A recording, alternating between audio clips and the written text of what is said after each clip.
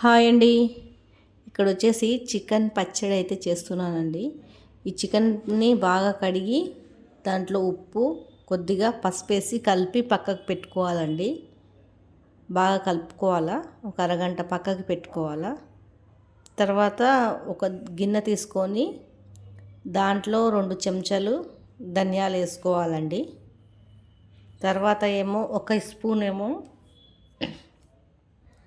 మెంతులు యాడ్ చేసుకోవాలా. 1 స్పూన్ జీలకర్ర, 1 స్పూను ఆవాలు, 2 ఇలాచీలు, 2 లవంగాలు, దాల్చిన చెక్క వేసుకొని వేపుకోవాలండి. దీన్ని దోరగా వేపేసుకొని దోరగా పక్కకు పెట్టుకోవాలా. తర్వాత ఈ చికెన్ని నీళ్ళు ఇంకే వరకు మంచిగా ఉడికించుకోవాలండి. ఇట్లా ఉడికిస్తే దీంట్లో అంతా ఉన్న నీళ్ళన్నీ బయటికి వెళ్తాయి.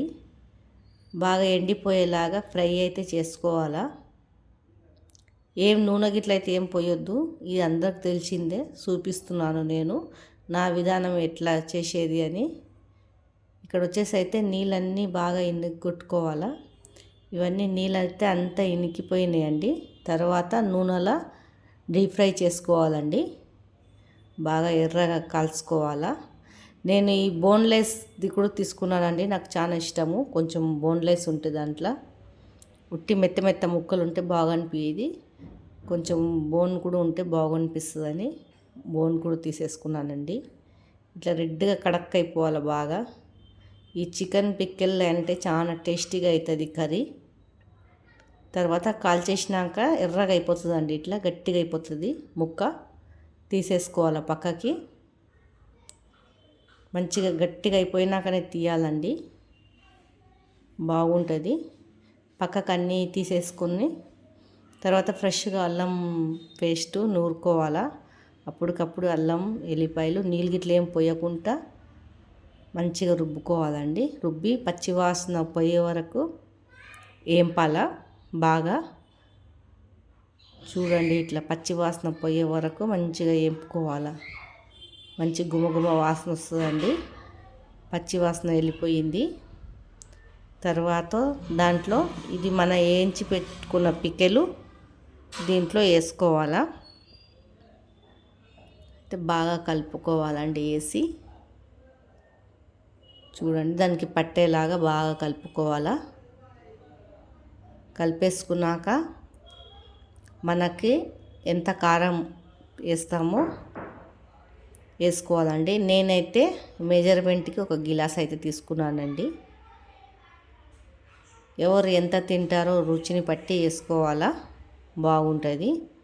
ఇక్కడ వచ్చి నూరుకున్న మసాలాలండి ఇది వేసుకున్నాను.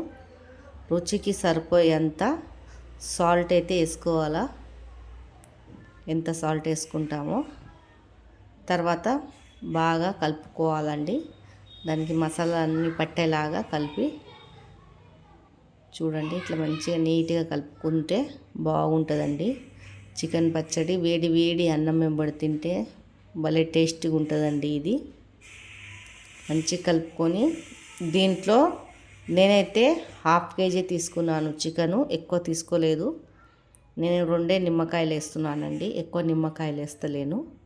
ఎక్కువ వేస్తే పులుపుదనం వచ్చేస్తుంది కర్రీలో.